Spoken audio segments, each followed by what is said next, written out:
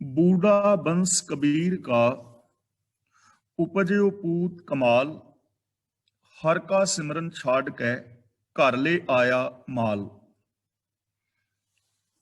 इसका उच्चारण करांगे बूढ़ा। बंस का मतलब वंश, साडी कुल। पूत का मतलब पुत्र, ते कमाल का मतलब है कमाल का। सिमरन, हर का सिमरन का मतलब रब्बी गुणां की याद छड़ के घर ले आया माल का मतलब जो संसार का मोह है पदार्थां का, वो अपनी सोच विच ले आंदा।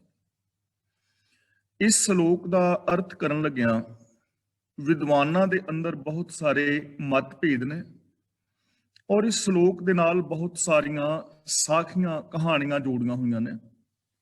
इसलिए मैं आपको वो कहानियां भी थोड़ियां सुना दियां, जिस करके आने वाले समय के अंदर जे किते तुहानूं कोई इहो जी कहानी सुणांदा है ਤਾਂ ਫਿਰ ਇਹਦੀ ਸਮਝ ਆ ਸਕੇ ਕਿ ਵਾਸਤਵ ਦੇ ਵਿੱਚ ਭਗਤ ਕਬੀਰ ਜੀ ਕੀ ਕਹਿਣਾ ਚਾਹੁੰਦੇ ਨੇ। ਇਹਦੇ ਵਿੱਚ ਜੋ ਫਰੀਦਕੋਟ ਵਾਲਿਆਂ ਨੇ ਟੀਕਾ ਕੀਤਾ ਹੈ ਉਹ ਲਿਖਦੇ ਨੇ, मैं आपको उन्होंने टीके विचों पढ़ के ही सुना रहा हाँ कि किसी धनी पुरुष का लड़का मृतक हुआ। कबीर जी के पुत्र कमाल ने जीवाए दिया था। तब तिस धनी पुरुष ने बहुत पदार्थ ल्याए कर आगे रखा। तब कमाल सो तन अपने घर में ले आया। तिस कर्म को देखकर श्री कबीर जी कमाले के परथाए कि हमारा वंश डूब गया है, क्योंकि हे कमाल तू हमारे घर में पुत्र जन्मया है। हरि के सिमरन को छोड़ करके घर में माल धन ले आया है। भाव के हरि की आज्ञा तैने भंग करी है। ऐसे सुनकर कमाल शरण पड़ा, अपराध बख्शाया। दूजा जिहड़ा अर्थ है नरोत्तम जी, पंडित नरोत्तम जी करते ने कि कमाल कथा सुन के जाया करता था। एक बाणिये ने पूछा कहाँ जाया करते हो? उसने कहा कथा सुनने। बाणिये ने कहा हमसे जाया नहीं जाता। 5 रोज की कथा का फल हमको देकर 25 रुपया पूजा लेवो। कमाल फल देना कर माल ले आया, फल देना कर माल ले आया। इसी वृतांत को सुनकर कबीर जी कहते पे, बूढ़ा वंश कबीर का, बूढ़ गया आज हमारा वंश, जिनके घर में महालोभी कमाल पुत्र उपजया, जो हरि का सिमरन बनिए पे छाड़ के बेच के घर में माल ले आया। जो शब्दार्थ वाले ने यानी श्रोमणी कमेटी ने जो टीका प्रकाशित किया है उस विच लिखते ने कि कबीर जी का पुत्र जो धन माल लिया उस परथाए उच्चारण करते हैं। इस तो अलावा अगे होर एक कहानी है, वो भी मैं आप दे नाल सांझी कर दिया। ये कह रहे ने कि कहते ने कि जदों सिकंदर लोधी ने कबीर साहब दियां बहुत सारियां करामातां अपनियां अखां नाल वेख लियां सन, जिस करके उसनूं विश्वास हो गया सी कि कबीर जी पहुंचे हुए महात्मा हन। लोधी जद दिल्ली लई तुरन लगा तां उसने कबीर साहिब नूं भी नाल चलन दी बेनती कीती। कबीर साहिब ने नाल चलना मन लिया ਤਾਂ ਉਹਨੇ ਆਪਣਾ ਸਭ ਤੋਂ ਸੁੰਦਰ ਹਾਥੀ ਸਜਾ ਕੇ ਉਹਨਾਂ ਦੀ ਸਵਾਰੀ ਲਈ ਘੱਲ ਦਿੱਤਾ। ਪ੍ਰਯਾਗ ਰਾਜ ਵਿੱਚ ਤਰਬੇਣੀ ਦੇ ਕੰਢੇ ਸੁਲਤਾਨ ਨੇ ਆਪਣੀ ਫੌਜ ਨੂੰ ਪੜਾਓ ਕਰਨ ਦਾ ਹੁਕਮ ਦਿੱਤਾ। ਖਾ ਪੀ ਕੇ ਜਦੋਂ ਸਾਰੇ ਸਭਾ ਜੋੜੀ ਬੈਠੇ ਸਨ ਅਤੇ ਕਬੀਰ ਸਾਹਿਬ ਦਾ ਉਪਦੇਸ਼ ਹੋ ਰਿਹਾ ਸੀ ਤਾਂ ਦੇਵਨੇਤ ਇੱਕ ਘਟਨਾ ਵਾਪਰੀ। ਗੰਗਾ ਜੀ ਵਿੱਚ ਇੱਕ ਛੋਟੇ ਬੱਚੇ ਦੀ ਲਾਸ਼ ਪੱਛਮ ਤੋਂ ਪੂਰਬ ਵੱਲ ਰੁੜਦੀ ਜਾਂਦੀ ਨਜ਼ਰੀ ਪਈ। उस लाश वल इशारा करदियां शेख तक्की ने बादशाह नूं कहा कि जहां पनाह कबीर साहिब रब दा होण दा दावा करदे हन। जे सचमुच अजिहा होवे तां ओह इस मुर्दा बच्चे नूं जिंदा भी कर सकदे ने। जे ओह इंज कर देण तां सानूं भी यकीन हो जाएगा कि आप सचमुच रब दा रूप ने। ਇਹ ਸੁਣ ਕੇ ਕਬੀਰ ਸਾਹਿਬ ਨੇ ਆਪਣੇ ਹੱਥ ਦੇ ਨਾਲ ਮੁਰਦਾ ਬੱਚੇ ਨੂੰ ਆਪਣੇ ਵੱਲ ਆਉਣ ਦਾ ਇਸ਼ਾਰਾ ਕੀਤਾ। ਸਭ ਨੇ ਵੇਖਿਆ ਕਿ ਬੱਚੇ ਦੀ ਲਾਸ਼ ਕਬੀਰ ਸਾਹਿਬ ਵੱਲ ਹੀ ਤੇਜ਼ੀ ਨਾਲ ਆਉਣ ਲੱਗ ਪਈ ਅਤੇ ਉਹਨਾਂ ਦੇ ਕੋਲ ਆ ਕੇ ਰੁਕ ਗਈ। ਕਬੀਰ ਸਾਹਿਬ ਨੇ ਪ੍ਰਮਾਤਮਾ ਦਾ ਧਿਆਨ ਕੀਤਾ ਅਤੇ ਕਿਹਾ ਕਿ ਇਸ ਮ੍ਰਿਤਕ ਦੀ ਰੂਹ ਵਿੱਚ ਆ ਕੇ ਇਸੇ ਸਰੀਰ ਵਿੱਚ ਸਮਾ ਜਾਏ। ਸਾਰਿਆਂ ਨੇ ਵੇਖਿਆ ਕਿ ਕਬੀਰ ਸਾਹਿਬ ਦੇ ਹੱਥ ਵਿੱਚੋਂ ਇੱਕ ਰੋਸ਼ਨੀ ਨਿਕਲ ਕੇ ਮ੍ਰਿਤਕ ਸਰੀਰ ਵਿੱਚ ਸਮਾ ਗਈ ਅਤੇ ਬੱਚਾ ਜੀ ਪਿਆ। ਜਲ ਵਿੱਚੋਂ ਨਿਕਲ ਕੇ ਉਹਨੇ ਆਪਣਾ ਸ਼ੀਸ਼ ਕਬੀਰ ਸਾਹਿਬ ਦੇ ਚਰਨਾਂ ਉੱਤੇ ਰੱਖ ਦਿੱਤਾ। ਇਸ ਚਮਤਕਾਰ ਨੂੰ ਵੇਖ ਕੇ ਸਿਕੰਦਰ ਦੇ ਮੂੰਹ ਵਿੱਚੋਂ ਨਿਕਲਿਆ, ਵਾਹ, ਤੁਸਾਂ ਤੇ ਕਮਾਲ ਕਰ ਦਿੱਤਾ। ਤਾਂ ਕਬੀਰ ਸਾਹਿਬ ਨੇ ਕਿਹਾ ਕਿ ਤੁਸਾਂ ਇਸ ਨੂੰ ਕਮਾਲ ਆਖਿਆ ਹੈ, ਇਸ ਲਈ ਇਹ ਬੱਚਾ ਕਮਾਲ ਦੇ ਨਾਂ ਨਾਲ ਪ੍ਰਸਿੱਧ ਹੋਵੇਗਾ। ਬਾਅਦ ਵਿੱਚ ਇਹੋ ਬੱਚਾ ਕਬੀਰ ਜੀ ਦਾ ਜੇਠਾ ਚੇਲਾ ਬਣਿਆ। ਇਹ ਭਾਈ ਸਾਹਿਬ ਜੀ ਲਿਖ ਰਹੇ ਨੇ, ਭਾਈ ਹਰਬੰਸ ਸਿੰਘ ਜੀ ਪਟਿਆਲੇ ਵਾਲੇ। ਇੱਕ ਹੋਰ ਅੱਗੇ ਜੋ ਵਾਰਤਾ ਮਿਲਦੀ ਹੈ, ਭਾਈ ਜੋਤ ਸਿੰਘ ਜੀ ਨੇ ਇਸ ਸ਼ਲੋਕ ਬਾਰੇ ਆਪਣੇ ਵਿਚਾਰ ਇੰਜ ਪ੍ਰਗਟ ਕੀਤੇ ਨੇ, ਇਹ ਜੋ ਆਪਾਂ ਸਰਵਣ ਕੀਤਾ ਹੈ। ਡਾਕਟਰ ਰਾਮ ਕੁਮਾਰ ਵਰਮਾ ਆਪਣੀ ਪੁਸਤਕ ਸੰਤ ਕਬੀਰ ਵਿੱਚ ਲਿਖਦੇ ਨੇ ਕਿ ਕਬੀਰ ਦੀ ਸੰਤਾਨ ਵੀ ਸੀ। ਸੰਤ ਦੀ ਔਲਾਦ ਹੋਣ ਕਰਕੇ ਉਹਨਾਂ ਨੂੰ ਅਕਸਰ ਅੰਨ ਕਸ਼ਟ ਰਹਿੰਦਾ ਸੀ। ਪੁੱਤਰ ਦਾ ਨਾਮ ਕਮਾਲ ਸੀ, ਜੋ ਕਬੀਰ ਜੀ ਦੇ ਸੁੱਖ ਦਾ ਕਾਰਨ ਨਹੀਂ ਸੀ। ਉਹ ਸਰਗੁਣ ਉਪਾਸ਼ਕ ਸੀ, ਸਰਗੁਣ ਉਪਾਸ਼ਕ ਸ਼੍ਰੇਣੀ ਵਿੱਚ ਜਾ ਰਲਿਆ ਸੀ। ਇਸ ਲਈ ਕਬੀਰ ਨੇ ਉਸ ਨੂੰ ਆਪਣੀ ਵੰਸ਼ ਦਾ ਵਿਨਾਸ਼ਕ ਸਮਝ ਰੱਖਿਆ ਸੀ। ਤੇ ਸਿਧਾਂਤਕ ਸਟੀਕ ਦੇ ਕਰਤਾ ਨੇ ਇਸ ਸ਼ਲੋਕ ਦੀ ਉਥਾਨਕਾ ਇਸ ਤਰ੍ਹਾਂ ਦਿੱਤੀ ਹੈ, ਜੋ ਮੈਂ ਹੁਣ ਆਪ ਨੂੰ ਸੁਣਾਉਣ ਲੱਗਾ ਹਾਂ। ਸਿਧਾਂਤਕ ਸਟੀਕ ਦਾ ਜਿਹੜਾ ਕਰਤਾ ਹੈ ਉਹ ਲਿਖਦਾ ਹੈ ਕਿ ਕਿਸੇ ਧਨੀ ਦਾ ਲੜਕਾ ਮਰ ਗਿਆ, ਜਿਸ ਨੂੰ ਕਬੀਰ ਜੀ ਦੇ ਪੁੱਤਰ ਕਮਾਲ ਨੇ ਜਿੰਦਾ ਕਰ ਦਿੱਤਾ। ਤਾਂ ਉਸ ਧਨੀ ਨੇ ਪ੍ਰਸੰਨ ਹੋ ਕੇ ਬਹੁਤ ਸਾਰਾ ਧਨ ਕਮਾਲ ਜੀ ਦੀ ਭੇਟਾ ਕੀਤਾ।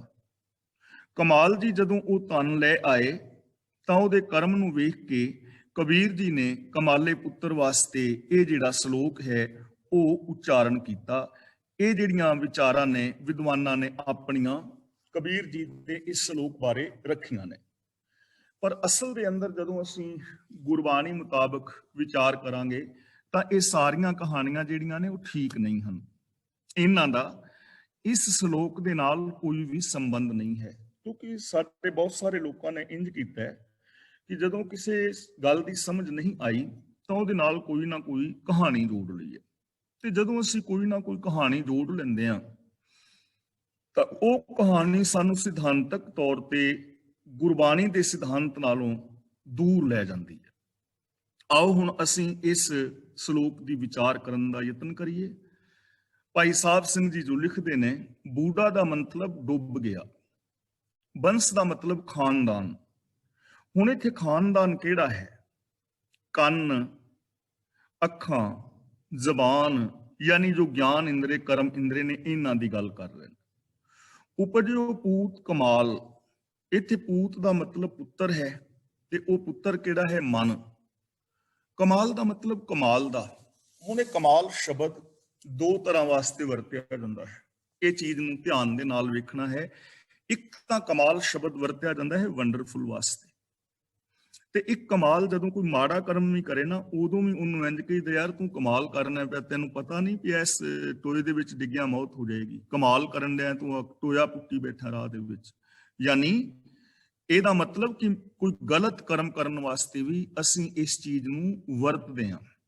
ਤਾਂ ਇੱਥੇ ਉਹੀ ਚੀਜ਼ ਵਰਤੀ ਗਈ ਹੈ ਕਿ ਮੇਰਾ ਜਿਹੜਾ ਵੰਸ਼ ਹੈ ਉਹ ਡੁੱਬ ਗਿਆ ਹੈ। ਯਾਨੀ ਜਿਹੜਾ ਵੀ ਬੰਦਾ ਸੱਚ ਨਾਲੋਂ ਟੁੱਟੇਗਾ, ਜਿਹਦੀ ਸੋਚ ਦੇ ਅੰਦਰ ਵਿਕਾਰ ਪੈਦਾ ਹੋ ਜਾਣਗੇ, ਉਹਦੇ ਇਹ ਗਿਆਨ ਇੰਦਰੇ ਆਦਿਕ ਵੰਸ਼ ਡੁੱਬ ਜਾਏਗਾ। ਕਬੀਰ ਬੂढ़ा ਵੰਸ਼ ਕਬੀਰ ਕਾ, ਉਪਜਿਓ ਪੂਤ ਕਮਾਲ, ਯਾਨੀ ਮੇਰੇ ਅੱਖ, ਕੰਨ, ਨੱਕ ਆਦਿਕ ਸਾਰੇ ਹੀ ਗਿਆਨ ਇੰਦਰੀਆਂ ਦਾ ਟੋਲਾ ਵਿਕਾਰਾਂ ਦੇ ਵਿੱਚ ਡੁੱਬ ਗਿਆ ਜਾਣੋ, ਕਿਉਂਕਿ ਮੇਰਾ ਮਨ ਜਿਹੜਾ ਹੈ ਕਮਾਲ ਦਾ ਪੁੱਤਰ ਪੈਦਾ ਹੋਇਆ ਹੈ। ਭਾਵ ਕਿ ਇਹ ਉਲਟੇ ਰਾਸਤੇ ਤੇ ਚੱਲ ਪਿਆ ਹੈ।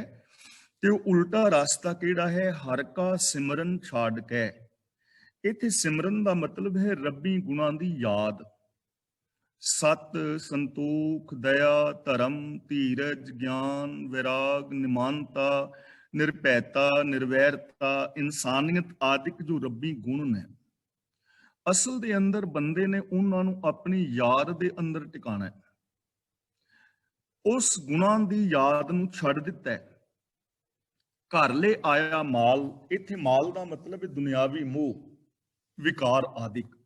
ਤੇ ਇੱਥੇ ਘਰ ਦਾ ਮਤਲਬ ਹੈ ਸੋਚ, ਹਿਰਦਾ, ਸੋਚ, ਮੈਂਟੈਲਿਟੀ, ਕਿ ਮੇਰੇ ਮਨ ਦੇ ਅੰਦਰ ਜਾਂ ਜਿਸ ਤੇ ਵੀ ਮਨ ਦੇ ਅੰਦਰ ਵਿਕਾਰ ਪੈਦਾ ਹੋ ਗਿਆ, ਮੋਹ ਆਦਿਕ ਪੈਦਾ ਹੋ ਗਿਆ, ਔਰ ਉਹਨੇ ਰੱਬੀ ਗੁਣਾਂ ਨੂੰ ਆਪਣੀ ਸੋਚ ਵਿੱਚੋਂ ਕੱਢ ਦਿੱਤਾ। ਜਿਹੜਾ ਮਨ ਆਪਣੀ ਸੋਚ ਅੰਦਰ ਅਵਗੁਣਾਂ ਨੂੰ ਲੈ ਆਏਗਾ, ਉਹਦੇ ਗਿਆਨ ਇੰਦਰੇ, ਉਹਦਾ ਜੀਵਨ ਸਾਰੇ ਦਾ ਸਾਰਾ ਵਿਕਾਰਾਂ ਦੇ ਵਿੱਚ ਡੁੱਬ ਜਾਏਗਾ। ਤਾਂ ਜੇ ਅਸੀਂ ਚਾਹੁੰਦੇ ਹਾਂ ਕਿ ਸਾਡਾ ਜੀਵਨ ਵਿਕਾਰਾਂ ਵਿੱਚ ਨਾ ਡੁੱਬੇ, ਸਾਡਾ ਸਮਾਜ ਵਿਕਾਰਾਂ ਵਿੱਚ ਨਾ ਡੁੱਬੇ, ਤਾਂ ਹਰ ਬੰਦੇ ਨੂੰ ਰੱਬੀ ਗੁਣਾਂ ਨੂੰ ਆਪਣੀ ਯਾਦ ਦੇ ਅੰਦਰ ਟਿਕਾਣਾ ਚਾਹੀਦਾ ਹੈ। ਘਰ ਦਾ ਮਤਲਬ ਹੈ ਸਾਡੀ ਮੈਂਟੈਲਿਟੀ, ਸਾਡੀ ਸੋਚ, ਕਿਉਂਕਿ ਜੋ ਕੁਝ ਸੋਚ ਦੇ ਅੰਦਰ ਹੋਏਗਾ ਉਹੀ ਚੀਜ਼ ਬੋਲਾਂ ਚੋਂ ਔਰ ਉਹ ਚੀਜ਼ ਵਿਹਾਰ ਦੇ ਵਿੱਚੋਂ ਹੀ ਪ੍ਰਗਟ ਹੋਏਗੀ। ਹੁਣ ਜਿਸ ਮਨੁੱਖ ਦੀ ਸੋਚ ਦੇ ਅੰਦਰ ਸਿਰਫ ਮੋਹ ਹੋਏਗਾ, ਸੈਲਫਿਸ਼ਨੈਸ ਹੋਏਗੀ, ਉਸ ਮਨੁੱਖ ਦੇ ਬੋਲ ਵੀ ਵਿਕਾਰਾਂ ਵਾਲੇ ਹੋਣਗੇ, ਸਵਾਰਥੀ ਹੋਣਗੇ, ਉਹਦਾ ਕਰਮ ਵੀ ਸਵਾਰਥੀ ਹੋਏਗਾ, ਉਹਦੇ ਜੀਵਨ ਦੇ ਅੰਦਰ ਉਹਦਾ ਵਿਹਾਰ ਵੀ ਵਿਕਾਰਾਂ ਵਾਲਾ ਹੋਏਗਾ। ਇਸ ਤਰ੍ਹਾਂ ਉਹਦਾ ਸਾਰੇ ਦਾ ਸਾਰਾ ਜੀਵਨ ਹੀ ਵਿਕਾਰਾਂ ਦੇ ਵਿੱਚ ਡੁੱਬ ਜਾਏਗਾ। ਤਾਂ ਜੋ ਵੀ ਕਹਾਣੀਆਂ ਇਸ ਸ਼ਲੋਕ ਦੇ ਨਾਲ ਜੋੜੀਆਂ ਗਈਆਂ ਨੇ ਉਹ ਨਿਰਰਥਕ ਨੇ। ਉਹਨਾਂ ਕਹਾਣੀਆਂ ਦਾ ਇਹਨਾਂ ਸ਼ਲੋਕਾਂ ਦੇ ਨਾਲ, ਇਸ ਸ਼ਲੋਕ ਦੇ ਨਾਲ ਕੋਈ ਵੀ ਸੰਬੰਧ ਨਹੀਂ ਹੈ। ਇਸ ਲਈ ਜਦੋਂ ਵੀ ਗੁਰਬਾਣੀ ਦੇ ਅਰਥ ਭਾਵਾਂ ਨੂੰ ਪੜ੍ਹੋ ਤਾਂ ਜਿੱਥੇ ਵੀ ਤੁਹਾਨੂੰ ਕੋਈ ਕਹਾਣੀ ਮਿਲਦੀ ਹੈ ਤਾਂ ਉਸ ਨੂੰ ਗੁਰਬਾਣੀ ਦੀ ਕਸਵੱਟੀ ਤੇ ਪਰਖ ਜ਼ਰੂਰ ਲਓ ਕਿ ਇਹ ਕਹਾਣੀ ਠੀਕ ਹੈ ਜਾਂ ਗਲਤ ਹੈ। ਇੱਥੇ ਸਾਨੂੰ ਗੁਰਬਾਣੀ ਦੇ ਸਿਧਾਂਤਾਂ ਅਨੁਸਾਰ ਹਰ ਚੀਜ਼ ਨੂੰ ਪਰਖਣਾ ਪਵੇਗਾ। ਕਸਵੱਟੀ ਸਾਡੇ ਕੋਲ ਸ੍ਰੀ ਗੁਰੂ ਗ੍ਰੰਥ ਸਾਹਿਬ ਜੀ ਦੀ ਪਾਵਨ ਬਾਣੀ ਹੈ।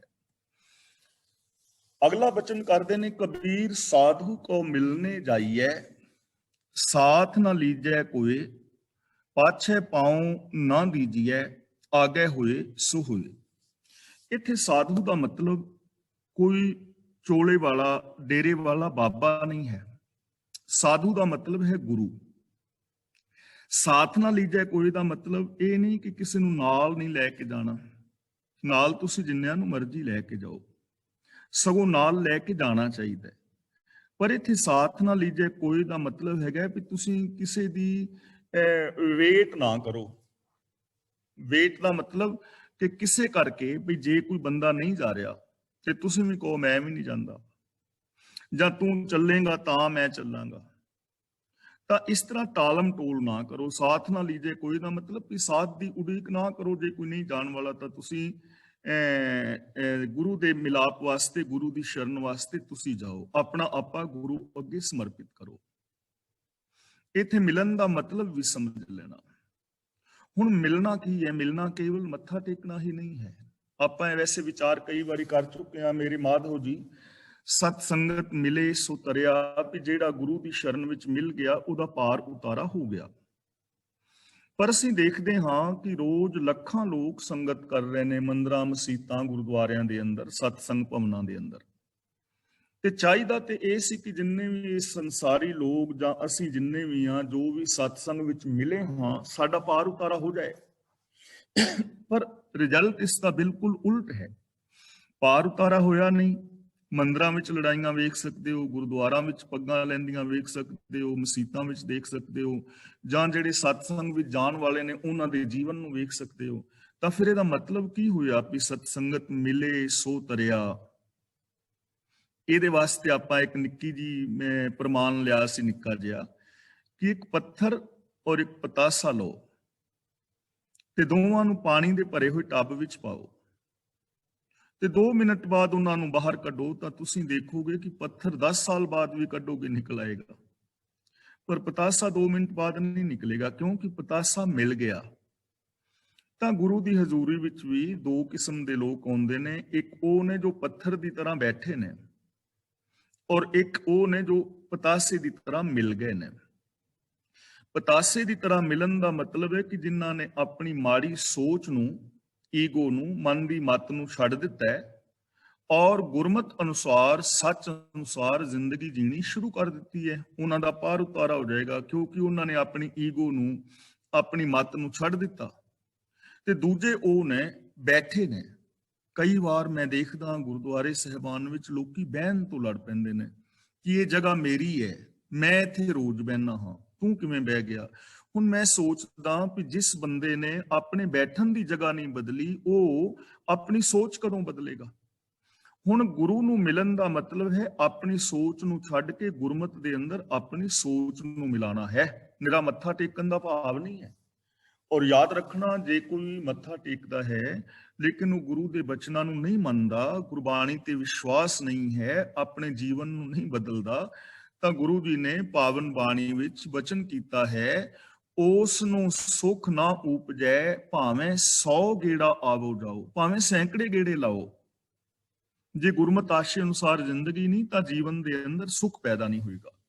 ਤਾਂ ਗੁਰੂ ਜੀ ਇੱਥੇ ਸਾਨੂੰ ਸਮਝਾਉਣਾ ਚਾਹੁੰਦੇ ਨੇ ਕਿ ਜੇ ਗੁਰੂ ਨੂੰ ਮਿਲਣ ਵਾਸਤੇ ਜਾਣਾ ਹੈ ਤਾਂ ਕਿਸੇ ਦੀ ਇੰਤਜ਼ਾਰ ਨਾ ਕਰੋ, ਸਾਥ ਨਾ ਲੀਜੇ ਕੋਈ ਦਾ। ਇੱਥੇ ਭਾਵ ਨਿਕਲੇਗਾ ਕਿਸੇ ਦੀ ਇੰਤਜ਼ਾਰ ਨਾ ਕਰੋ। ਪਾਛੈ ਪਾਉ ਨਾ ਦੀਜੀਐ, ਆਗੇ ਹੋਏ ਸੋ ਹੋਏ। ਤਾਂ ਗੁਰੂ ਜੀ ਕਹਿੰਦੇ ਨੇ ਵੀ ਕਦੇ ਵੀ ਪਿੱਛੇ ਨੂੰ ਪੈਰ ਨਾ ਪਾਓ, ਅੱਗੇ ਜੋ ਕੁਝ ਹੋਵੇਗਾ ਉਹ ਹੋਏਗਾ। ਜੇ ਕੋਈ ਔਖਿਆਈ ਵੀ ਆਵੇ ਤੇ ਬੇਸ਼ੱਕ ਆਏ। ਇੱਥੇ ਦੋ ਭਾਵ ਨੇ। ਇੱਕ ਤਾਂ ਗੁਰੂ ਦੇ ਦੱਸੇ ਰਾਹਾਂ ਤੇ ਅਸੀਂ ਤੁਰਨਾ ਹੈ, ਇਸ ਚੀਜ਼ ਦੀ ਪਰਵਾਹ ਨਹੀਂ ਕਰਨੀ ਕਿ ਇਹ ਹੁਣ ਕੀ ਹੋਏਗਾ, ਯਾਨੀ ਸੱਚ ਦੇ ਰਾਹਾਂ ਤੇ ਤੁਰਿਆ ਰਿਜ਼ਲਟ ਕੀ ਨਿਕਲੇਗਾ। ਕਈ ਵਾਰ ਇੱਥੇ ਸਾਨੂੰ ਤਕਲੀਫ ਵੀ ਆ ਸਕਦੀ ਹੈ, ਫਾਈਨੈਂਸ਼ੀਅਲੀ ਪ੍ਰੋਬਲਮ ਆ ਸਕਦੀ ਹੈ, ਕਈ ਵਾਰ ਸਰੀਰਕ ਸੱਟ ਫੇਟ ਵੀ ਖਾਣੀ ਪੈ ਸਕਦੀ ਹੈ, ਜਾਂ ਹੋਰ ਵੀ ਕਈ ਕੁਝ ਹੋ ਜਾਂਦਾ ਨਾ। ਸੱਚ ਦੇ ਰਾਹਾਂ ਦੇ ਉੱਤੇ ਤੁਰਿਆ ਤੱਤੀ ਤਵੀ ਤੇ ਬਹਿਣਾ ਪੈ ਸਕਦਾ ਹੈ, ਆਰੇ ਦੇ ਨਾਲ ਚਿਰਨਾ ਪੈ ਸਕਦਾ ਹੈ। ਪਹਿਲੀ ਗੱਲ ਤਾਂ ਇਹ। ਤੇ ਦੂਜੀ ਗੱਲ ਇਹ ਹੈ ਕਿ ਪਾਛੇ ਪਾਉਣ ਨਾ ਦੀਜੀ, ਕਿ ਨੈਗੇਟਿਵ ਨਾ ਸੋਚੋ। ਆਗੇ ਹੋਏ ਸੋ ਹੋਏ ਦਾ ਮਤਲਬ ਪੋਜ਼ਿਟਿਵ ਸੋਚੋ, ਸਕਾਰਾਤਮਕ ਸੋਚੋ। ਕਦੇ ਵੀ ਪਿੱਛੇ ਪਾਸੇ ਨਾ ਜਾਓ, ਕਦੇ ਵੀ ਨੈਗੇਟਿਵ ਨਾ ਸੋਚੋ, ਆਪਣੇ ਅੰਦਰ ਇਨਫੀਰੀਓਰਿਟੀ ਕੰਪਲੈਕਸ ਨਾ ਆਉਣ ਦਿਓ, ਕਦੇ ਵੀ ਢੈਂਦੀ ਕਲਾ ਵਿੱਚ ਨਾ ਜਾਓ। ਗੁਰੂ ਜੀ ਨੇ ਪਾਵਨ ਬਾਣੀ ਵਿੱਚ ਵਚਨ ਕੀਤਾ ਹੈ, ਆਗਾਹੂ ਕੁਤਰਾਗ, ਪਿੱਛਾ ਫੇਰ ਨਾ ਮੋਢੜਾ, ਨਾਨਕ ਸਿੱਜ ਇਵੇਹਾ ਵਾਰ, ਬਹੁੜ ਨਾ ਹੋਵੀ ਜਨਮੜਾ। ਹੁਣ ਪਾਛੇ ਪਾਉਣ ਦਾ ਮਤਲਬ ਕੀ ਹੈ? ਕਈ ਵਾਰ ਅਸੀਂ ਕਹਿ ਦਿੰਦੇ ਆ ਕਿ ਸਾਡੇ ਤੋਂ ਇਹ ਕੰਮ ਨਹੀਂ ਹੋਣਾ, ਔਰ ਆਮ ਕਰਕੇ ਕਿਹਾ ਵੀ ਜਾਂਦਾ ਹੈ ਕਿ ਬਾਣੀ ਅਨੁਸਾਰ ਕਿੱਥੇ ਚੱਲਿਆ ਜਾਣਾ ਹੈ ਜੀ, ਇਹ ਤਾਂ ਬਹੁਤ ਔਖਾ ਕੰਮ ਹੈ, ਬਾਣੀ ਤਾਂ ਸਮਝ ਨਹੀਂ ਆਉਣੀ, ਗੁਰਮਤਿ ਆਸ਼ੇ ਅਨੁਸਾਰ ਜ਼ਿੰਦਗੀ ਜੀਣੀ ਤਾਂ ਬਹੁਤ ਔਖੀ ਹੈ, ਰਹਿਤ ਰੱਖਣੀ ਬਹੁਤ ਔਖੀ ਹੈ। ਕਈ ਵਾਰ ਕਿ ਆਮ ਹੀ ਇਹ ਗੱਲਾਂ ਕਹੀਆਂ ਜਾਂਦੀਆਂ ਨੇ। ਪਰਿਵਾਰਕ ਜ਼ਿੰਦਗੀ ਵਿੱਚ ਅਸੀਂ ਬੱਚਿਆਂ ਨੂੰ ਕਹਿੰਦੇ ਆ, ਬੇਟੇ ਤੇਰੇ ਤੋਂ ਇਹ ਕੰਮ ਨਹੀਂ ਹੋਣਾ, ਤੂੰ ਨਾ ਇੰਜੀਨੀਅਰ ਬਣ ਗਿਆ, ਤੂੰ ਨਾ ਡਾਕਟਰ ਬਣ ਗਿਆ। ਕਰੀਬ 15 ਸਾਲ ਦੀ ਉਮਰ ਤੱਕ ਅਸੀਂ ਆਪਣੇ ਬੱਚਿਆਂ ਦੇ ਅੰਦਰ 1.5 ਲੱਖ ਵਾਰੀ ਨੈਗੇਟਿਵ ਸ਼ਬਦ ਪਾ ਦਿੰਦੇ ਆ। ਜਿਹੜੀ ਚੀਜ਼ ਨੂੰ ਅਸੀਂ 20-25 ਵਾਰੀ ਰਿਪੀਟ ਕਰੀਏ, ਉਹ ਸਾਡੇ ਸਬਕੌਨਸ਼ੀਅਸ ਮਾਈਂਡ ਦਾ ਹਿੱਸਾ ਬਣ ਜਾਂਦੀ ਹੈ। ਤੇ ਜੋ ਨੈਗੇਟਿਵਿਟੀ ਦੇ ਬਚਨ ਸਾਡੇ ਅੰਦਰ 1.5 ਲੱਖ ਵਾਰੀ ਪਾ ਦਿੱਤੇ ਗਏ ਹੋਣ, ਉਸ ਬੰਦੇ ਦਾ ਹਾਲ ਕੀ ਹੋਏਗਾ? ਤਾਂ ਇਹਦਾ ਭਾਵ ਹੈ ਕਿ ਨੈਗੇਟਿਵ ਨਾ ਸੋਚੋ। ਆਗੇ ਹੋਏ ਸੋ ਹੋਏ ਦਾ ਮਤਲਬ ਚੜ੍ਹਦੀ ਕਲਾ ਦੇ ਅੰਦਰ ਜਾਓ, ਪੋਜ਼ਿਟਿਵ ਸੋਚੋ, ਸਕਾਰਾਤਮਕ ਸੋਚੋ, ਔਰ ਇਹ ਸੋਚੋ ਕਿ ਮੈਂ ਇਹ ਕੁਝ ਕਰ ਸਕਦਾ ਹਾਂ। ਤੇ ਗੁਰਬਾਣੀ ਦੇ ਅੰਦਰ ਇੱਕ ਬੜੀ ਪਿਆਰੀ ਪੰਕਤੀ ਹੈ। ਜਦੋਂ ਕਿਸੇ ਨੇ ਪੁੱਛਿਆ ਨਾ ਕਿ ਦੁਨੀਆ ਦੀ ਸਭ ਤੋਂ ਵੱਡੀ ਸਿਆਣਪ ਕਿਹੜੀ ਹੈ, ਦੁਨੀਆ ਦੀ ਸਭ ਤੋਂ ਵੱਡੀ ਸਿਆਣਪ, ਤਾਂ ਗੁਰੂ ਜੀ ਕਹਿੰਦੇ ਨੇ, ਨਾ ਹੀ ਦੇਖ ਨਾ ਭਾਜੀਐ, ਪਰਮ ਸਿਆਣਪ ਇਹ।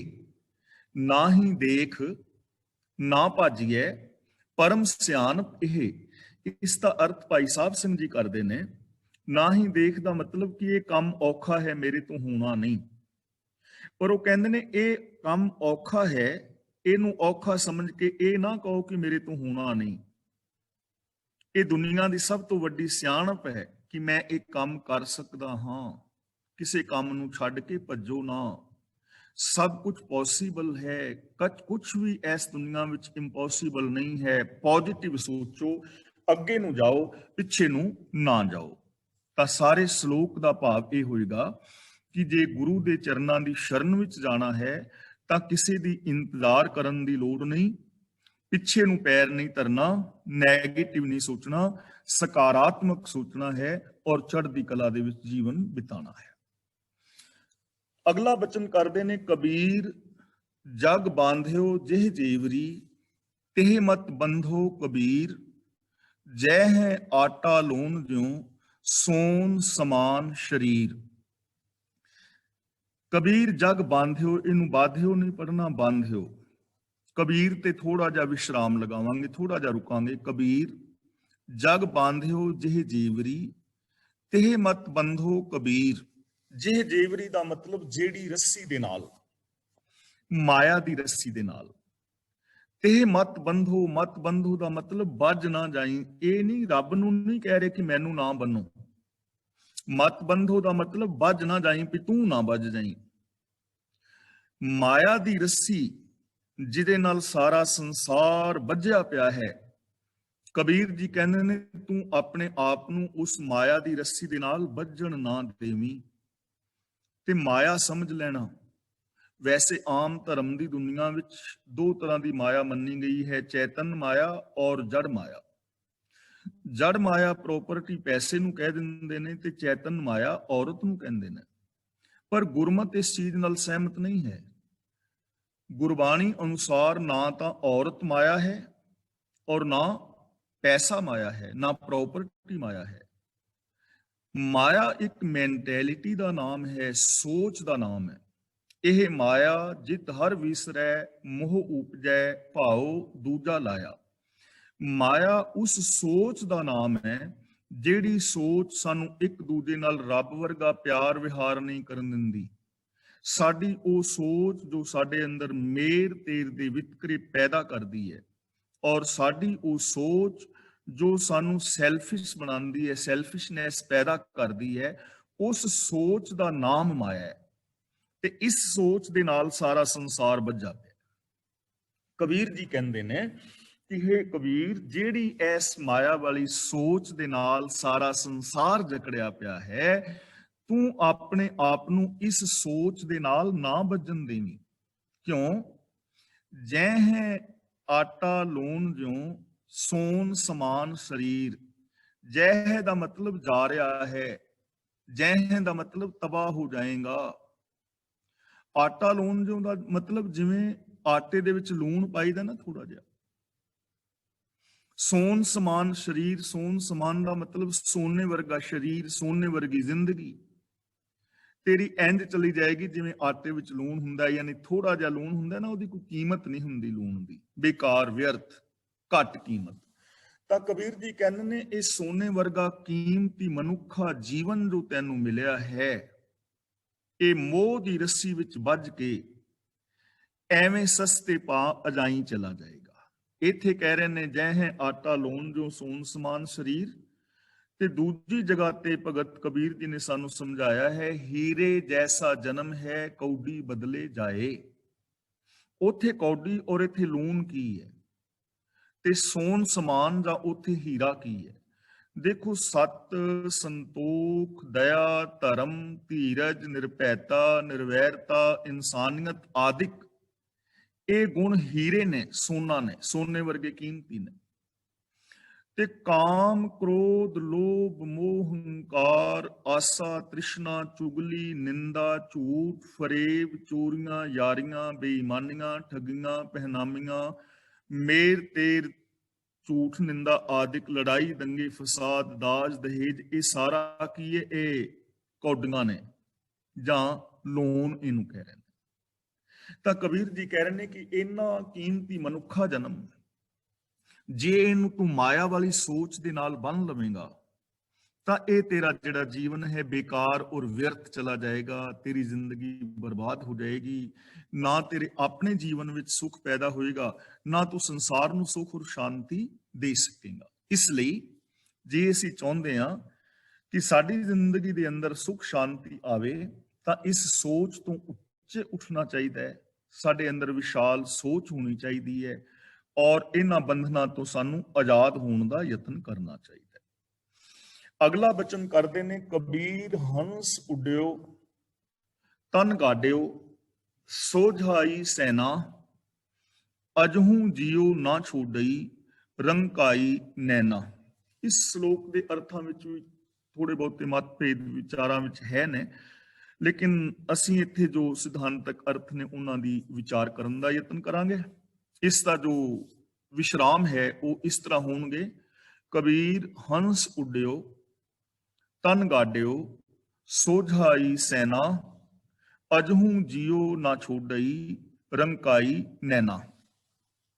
ਹੰਸ ਉੱਡਿਓ ਦਾ ਮਤਲਬ ਜੀਵਨ ਦੇ ਅੰਦਰੋਂ ਜਿਹੜੀ ਤਾਕਤ ਹੈ ਸਰੀਰਕ, ਉਹ ਖਤਮ ਹੋ ਗਈ ਹੈ। ਤਨ ਗਾਡਿਓ ਵੈਸੇ ਇਸ ਤੇ ਅਰਥ ਕੀਤੇ ਨੇ ਕਿ ਜਦੋਂ ਜੀਵਾਤਮਾ ਯਾਨੀ ਜਾਨ ਨਿਕਲ ਜਾਂਦੀ ਹੈ ਤੇ ਤਨ ਨੂੰ ਮਿੱਟੀ ਦੇ ਅੰਦਰ ਗੱਡ ਦਿੱਤਾ ਜਾਂਦਾ ਹੈ। ਸੋਝਾਈ ਦਾ ਮਤਲਬ ਖਬਰ ਦੇਣੀ, ਸੈਨਾ ਦਾ ਮਤਲਬ ਸੈਨਤਾ ਦੇ ਨਾਲ। ਪਰ ਇੱਥੇ ਜੋ ਭਾਵ ਹੈ ਉਹ ਇਸ ਤਰ੍ਹਾਂ ਹੈ ਕਿ ਹੰਸ ਉੱਡਿਓ, ਸਰੀਰ ਦੇ ਅੰਦਰੋਂ ਤਾਕਤ ਉੱਡ ਗਈ ਹੈ। ਤਨ ਗਾਡਿਓ ਦਾ ਮਤਲਬ ਤਨ ਕਮਜ਼ੋਰ ਹੋ ਗਿਆ ਹੈ। ਸੋਝਾਈ ਸੈਨਾ, ਸੋਝਾਈ ਦਾ ਮਤਲਬ ਸੋਝੀ ਖਬਰ ਦੇਣੀ, ਸੈਨਾ ਦਾ ਮਤਲਬ ਸੈਨਤਾ ਦੇ ਨਾਲ। ਇਹ ਬੰਦੇ ਦੀ ਮਾਨਸਿਕਤਾ ਦਰਸਾਈ ਗਈ ਹੈ ਕਿ ਬੰਦੇ ਦਾ ਸਰੀਰਕ ਬਲ ਖਤਮ ਹੋ ਗਿਆ, ਸਰੀਰ ਦੀ ਤਾਕਤ ਖਤਮ ਹੋ ਗਈ ਹੈ, ਸਰੀਰ ਕਮਜ਼ੋਰ ਹੋ ਗਿਆ ਹੈ। ਹੁਣ ਕੋਈ ਪਾਪ ਵਿਕਾਰ ਕਮਾ ਤੇ ਸਕਦਾ ਨਹੀਂ। ਹੁਣ ਆਸਾ ਤ੍ਰਿਸ਼ਨਾ ਨੂੰ ਪੂਰੀਆਂ ਕਰਨ ਵਾਸਤੇ ਭੱਜ ਦੌੜ ਤੇ ਨਹੀਂ ਕਰਦਾ, ਲੇਕਿਨ ਅੱਖਾਂ ਦੀਆਂ ਸੈਨਤਾਂ ਦੇ ਨਾਲ ਹੀ ਦੱਸੀ ਜਾ ਰਿਹਾ ਹੈ ਕਿ ਇਹ ਕਰ ਲੋ, ਉਹ ਕਰ ਲੋ। ਅੱਖਾਂ ਦੀਆਂ ਸੈਨਤਾਂ ਦੇ ਨਾਲ ਹੀ ਦੱਸੀ ਜਾ ਰਿਹਾ। ਜਿਵੇਂ ਆਮ ਹੁੰਦਾ ਨਾ, ਆਮ ਤੁਸੀਂ ਦੇਖੋ ਕਿ ਜਦੋਂ ਬੰਦਾ ਮੰਜੇ ਤੇ ਬਹਿ ਜਾਂਦਾ ਨਾ ਤੇ ਤੁਰਨ ਫਿਰਨ ਜੋਗਾ ਨਹੀਂ ਰਹਿੰਦਾ, ਤੇ ਫਿਰ ਬੰਦੇ ਦੀ ਜ਼ਿੰਦਗੀ ਵਿੱਚ ਇੱਕ ਹੰਕਾਰ ਰਹਿ ਜਾਂਦਾ। ਤੁਸੀਂ ਆਮ ਬਜ਼ੁਰਗਾਂ ਨੂੰ ਵੇਖੋਗੇ ਜਿਹੜੇ ਕਹਿੰਦੇ ਹੋਣਗੇ ਵੀ ਮੈਂ ਭਾਈ ਜੀ ਹੁਣ ਚੋਰੀਆਂ ਕਰਨੀਆਂ ਛੱਡ ਦਿੱਤੀਆਂ ਨੇ, ਬੜੀਆਂ ਮੱਝਾਂ ਕੱਢੀਆਂ ਲੋਕਾਂ ਦੀਆਂ, ਬੜੇ ਕਣਕ ਦੀ ਭਰੀ ਚੁੱਕ ਲਈ ਦੀ ਸੀ ਤੇ ਮੈਂ ਹੁਣ ਚੋਰੀ ਕਰਨੀ ਛੱਡ ਦਿੱਤੀ ਹੈ। ਹੁਣ ਛੱਡੀ ਨਹੀਂ ਹੈਗੀ, ਹੁਣ ਤੇ ਛੁੱਟ ਗਈ ਹੈ ਬਾਪੂ, ਤੁਰਿਆ ਹੀ ਨਹੀਂ ਜਾ ਰਿਹਾ, ਹੁਣ ਤੇ ਮੰਜੇ ਤੋਂ ਉੱਠਿਆ ਨਹੀਂ ਜਾ ਰਿਹਾ, ਤੇ ਛੱਡਣਾ ਕੀ, ਹੁਣ ਤੇ ਚੋਰੀ ਛੁੱਟ ਗਈ ਹੈ। ਆਮ ਕਹਿੰਦੇ ਭਾਈ ਜੀ ਬੜਾ ਮਾਸ ਖਾਦਾ ਪਰ ਹੁਣ ਮੀਟ ਖਾਣਾ ਛੱਡ ਦਿੱਤਾ। ਭਈ ਹੁਣ ਖਾਣਾ ਕੀ ਛੱਡਣਾ, ਹੁਣ ਤੇ ਸੀਰਾ ਅੰਦਰ ਲੰਘਦਾ, ਹੁਣ ਤੇ ਹੱਡੀਆਂ ਨੂੰ ਚੂਸੇਗਾ ਕਿਵੇਂ।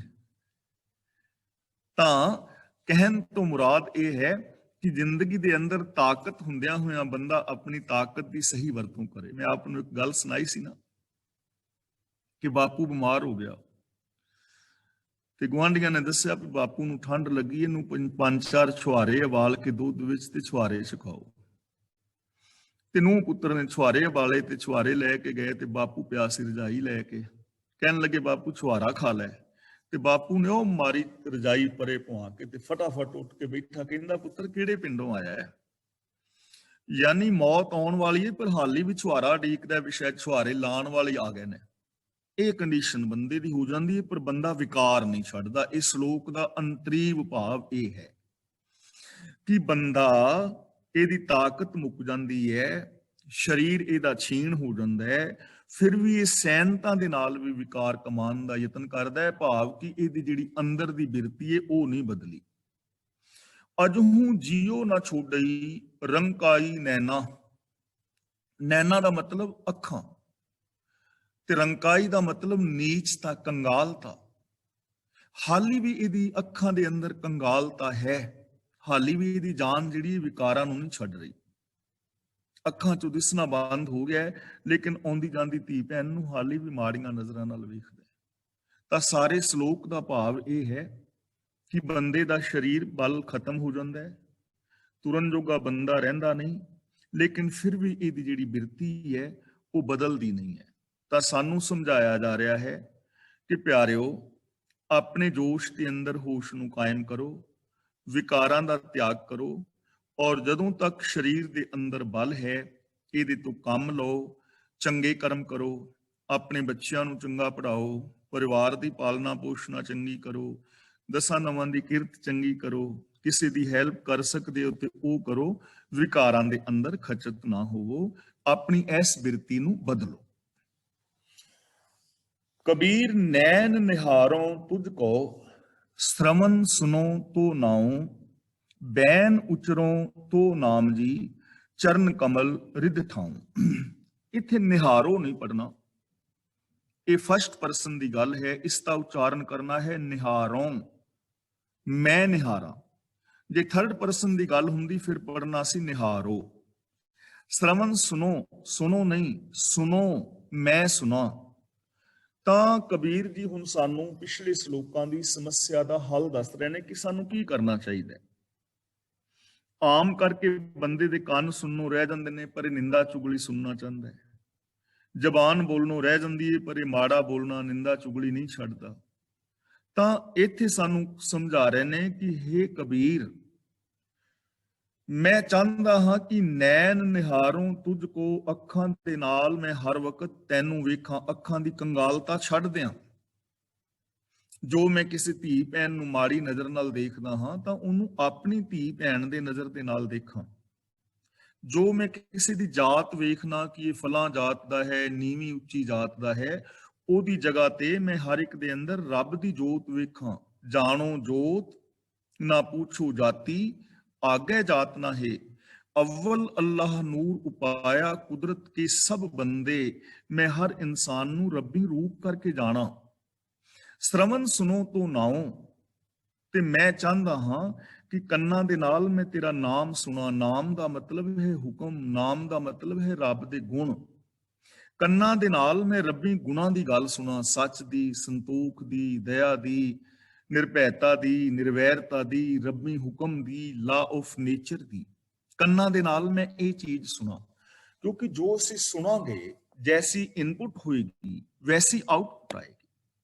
ਜੇ ਅਸੀਂ ਮਾੜੇ ਬਚਨ ਸੁਣਦੇ ਹਾਂ, ਕਰਾਮਾਤੀ ਕਹਾਣੀਆਂ ਸੁਣਦੇ ਹਾਂ, ਤਾਂ ਸਾਡੇ ਅੰਦਰ ਉਹੀ ਚੀਜ਼ਾਂ ਜਾਣਗੀਆਂ। ਪਰ ਜੇ ਅਸੀਂ ਯੂਨੀਵਰਸਲ ਟਰੁੱਥ ਦੀ ਗੱਲ ਸੁਣਦੇ ਹਾਂ, ਗੁਰਮਤ ਦੀ ਗੱਲ ਸੁਣਦੇ ਹਾਂ, ਸੱਚ ਦੀ ਗੱਲ ਸੁਣਦੇ ਹਾਂ, ਤਾਂ ਸਾਡੇ ਅੰਦਰ ਇਹ ਸ਼ੁਭ ਗੁਣ ਜਾਣਗੇ ਤੇ ਉਹੀ ਸਾਡੇ ਅੰਦਰੋਂ ਪ੍ਰਗਟ ਹੋਣਗੇ। ਇਸ ਲਈ ਅੱਖਾਂ ਦੇ ਨਾਲ ਇਸ ਸੰਸਾਰ ਨੂੰ ਨਿਰੰਕਾਰ ਦਾ ਰੂਪ ਕਰਕੇ ਜਾਣਨਾ, ਇਨਸਾਨ ਦੇ ਅੰਦਰ ਜਾਤ ਨਾ ਵੇਖ ਕੇ ਜੋਤ ਨੂੰ ਵੇਖਣਾ, ਔਰ ਕੰਨਾਂ ਦੇ ਨਾਲ ਸਕਾਰਾਤਮਕ ਰੱਬੀ ਗੁਣਾਂ ਵਾਲੇ ਬੋਲ ਸੁਣਨਾ। ਬੈਨ ਉਚਰੋਂ ਤੋ ਨਾਮ ਜੀ, ਤੋ ਨਾਮ ਜੀ ਦਾ ਮਤਲਬ ਤੇਰਾ ਨਾਮ, ਤੇਰਾ ਹੁਕਮ। ਬੈਨ ਦਾ ਮਤਲਬ ਗੱਲਾਂ, ਬਚਨ, ਬਚਨਾਂ ਰਾਹੀਂ। ਉਚਰੋਂ ਦਾ ਮਤਲਬ ਮੈਂ ਉਚਾਰਨ ਕਰਾਂ। ਤਾਂ ਕਬੀਰ ਜੀ ਕਹਿੰਦੇ ਨੇ ਕਿ ਮੈਂ ਚਾਹਨਾ ਕਿ ਮੈਂ ਬਚਨਾਂ ਦੇ ਨਾਲ ਤੇਰੇ ਨਾਮ ਦਾ ਉਚਾਰਨ ਕਰਾਂ। ਇੱਥੇ ਨਾਮ ਦਾ ਮਤਲਬ ਹੈ ਹੁਕਮ। ਏਕੋ ਨਾਮ ਹੁਕਮ ਹੈ। ਔਰ ਗੁਰਬਾਣੀ ਦੇ ਅੰਦਰ ਸਾਨੂੰ ਥਾਂ ਥਾਂ ਤੇ ਸਮਝਾਇਆ ਵੀ ਗਿਆ ਹੈ, ਹੁਕਮ ਰਜ਼ਾਈ ਚੱਲਣਾ ਨਾਨਕ ਲਿਖਿਆ ਨਾਲ। ਤਾਂ ਮੈਂ ਤੇਰੇ ਹੁਕਮ ਦੀ ਗੱਲ ਕਰਾਂ ਕਿ ਸਾਰਾ ਸੰਸਾਰ ਰੱਬੀ ਹੁਕਮ ਵਿੱਚ ਹੈ। ਹੁਕਮ ਦਾ ਮਤਲਬ ਆਪ ਨੂੰ ਜਿਵੇਂ ਦੱਸਿਆ ਹੈ ਨਾ, ਸਿਸਟਮ, ਕਿ ਹਰ ਚੀਜ਼ ਸਿਸਟਮ ਦੇ ਅੰਦਰ ਹੈ, ਕੁਦਰਤੀ ਨਿਯਮਾਂ ਦੇ ਅੰਦਰ ਹੈ। ਮੈਂ ਉਹਦੀ ਗੱਲ ਕਰਾਂ, ਤੇਰੀ ਰਜ਼ਾ ਦੀ, ਤੇਰੇ ਭਾਣੇ ਦੀ, ਤੇਰੇ ਗੁਣਾਂ ਦੀ ਗੱਲ ਜ਼ਬਾਨ ਦੇ ਨਾਲ ਕਰਾਂ।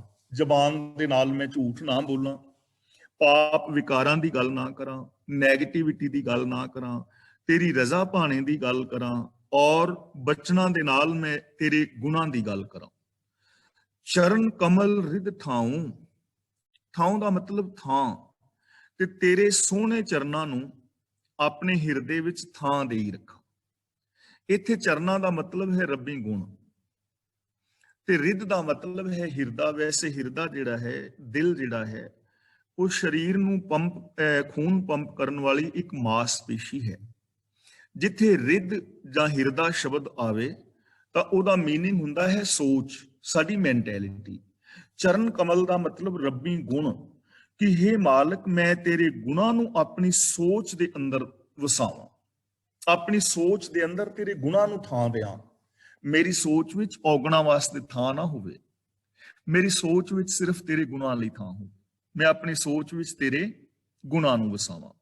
ਤਾਂ ਦੇਖੋ ਕਿੰਨਾ ਸੌਖਾ ਸਾਧਨ ਸਾਨੂੰ ਸੁਖੀ ਹੋਣ ਦਾ ਦੱਸ ਰਹੇ ਨੇ, ਕਿ ਮੈਂ ਅੱਖਾਂ ਦੇ ਨਾਲ ਹਰ ਇੱਕ ਦੇ ਵਿੱਚ ਜੋਤ ਨੂੰ ਤੱਕਾਂ, ਕੰਨਾਂ ਦੇ ਨਾਲ ਮੈਂ ਤੇਰੇ ਹੁਕਮ ਰਜ਼ਾ ਦੀ ਗੱਲ ਸੁਣਾ, ਜ਼ਬਾਨ ਦੇ ਨਾਲ ਮੈਂ ਤੇਰੇ ਹੁਕਮ ਰਜ਼ਾ ਦੀ ਗੱਲ ਕਰਾਂ, ਤੇ ਆਪਣੀ ਸੋਚ ਦੇ ਅੰਦਰ ਮੈਂ ਤੇਰੇ ਗੁਣਾਂ ਨੂੰ ਵਸਾ ਲਵਾਂ। ਕਿੰਨਾ ਸੌਖਾ ਸਾਧਨ ਹੈ। ਇੱਥੇ ਕੋਈ ਮਾਲਾ ਫੇਰਨ ਦੀ ਗੱਲ ਨਹੀਂ ਕਰ ਰਹੇ, ਕੋਈ ਸੰਸਾਰ ਔਰ ਗ੍ਰਸਤ ਤਿਆਗਣ ਦੀ ਗੱਲ ਨਹੀਂ ਕਰ ਰਹੇ, ਕਿਤੇ ਪਹਾੜਾਂ ਤੇ ਚੜਨਾ, ਗੁਫਾਵਾਂ ਵਿੱਚ, ਭੂਰਿਆਂ ਵਿੱਚ ਵੜਨ ਦੀ ਗੱਲ ਨਹੀਂ ਕਰ ਰਹੇ। ਕਿੰਨੀ ਸੌਖੀ ਗੱਲ ਹੈ ਜਿਹਨੂੰ ਹਰ ਬੰਦਾ ਅਪਣਾ ਸਕਦਾ ਹੈ। ਅਗਲਾ ਬਚਨ ਕਰਦੇ ਨੇ ਕਬੀਰ, ਸੁਰਗ ਨਰਕ ਤੇ ਮੈਂ ਰਹਿਓ, ਸਤਿਗੁਰ ਕੇ ਪ੍ਰਸਾਦ, ਚਰਨ ਕਮਲ ਕੀ ਮੌਜ ਮਹਿ, ਰਹੋ ਅੰਤ ਅਰ ਆਦ। ਇਹਨੂੰ ਰਹੋ ਨਹੀਂ ਪੜਨਾ, ਰਹੋ, ਮੈਂ ਰਹਾ, ਫਸਟ ਪਰਸਨ ਦੀ ਗੱਲ ਹੈ।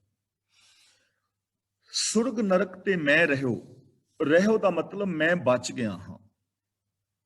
ਹੁਣ ਇਹ ਵਿਚਾਰਾ ਅਸੀਂ ਪਹਿਲਾਂ ਕਰ ਚੁੱਕੇ ਹਾਂ ਕਿ ਆਮ ਧਾਰਮਿਕ ਦੁਨੀਆ ਦੇ ਅੰਦਰ ਲੋਕਾਂ ਨੇ ਇਹ ਮੰਨਿਆ ਕਿ ਮਰਨ ਤੋਂ ਬਾਅਦ ਜੇ ਜਿਉਂਦਿਆਂ ਤੁਸੀਂ ਚੰਗੇ ਕੰਮ ਕਰੋਗੇ, ਪੁੰਨ ਦਾਨ ਕਰੋਗੇ, ਤਾਂ ਮਰਨ ਤੋਂ ਬਾਅਦ ਤੁਹਾਨੂੰ ਸਵਰਗ ਮਿਲੇਗਾ।